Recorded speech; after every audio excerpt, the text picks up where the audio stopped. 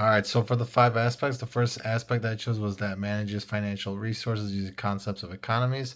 So originally I was a novice and then became competent throughout the semester, and this relates to module six where we learned a lot about the financial modes, learned about business layouts, learned about healthcare finances, it completed some financial analysis. I remember some resources regarding business charts and so we learned a lot about finances in module six. So I say I improved. The next one was recognizes and supports the benefits and impacts of using technology. Again, in module five, we learned a lot about the use of technology and the sense of leadership and healthcare. I think the number one thing that I learned was the use of dashboards. I think it's a great way to implement clinical data, present clinical data. So I put that in as an example. Next one was ensures the presence of a safe and helpful work environment. Throughout the semester, we've been working on learning more about leadership, different methods of leadership. So in itself, it promotes some self care, some self empowerment. You have to take care of yourself before you become a leader to a group of individuals.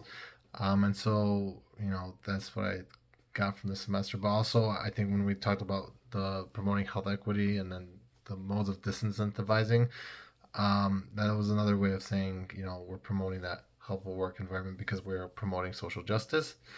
The next one was encourages new ideas and innovative designs. Again, I think the dashboards are a really excellent idea. I think it was great to kind of do a project on creating our own dashboard, researching dashboards, maybe highlighting a problem that's presented by a dashboard. So I remember we did it on opioid crisis from the Illinois, and so it was a great way to learn about how we could take that information, how we could identify a problem, find ways to show data relevant to that problem.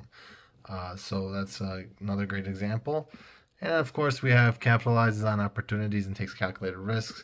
I think we just learned about that, you know, countless times about the risks that's taken. I think the one that I could say as an example is the last project we did about community improvement.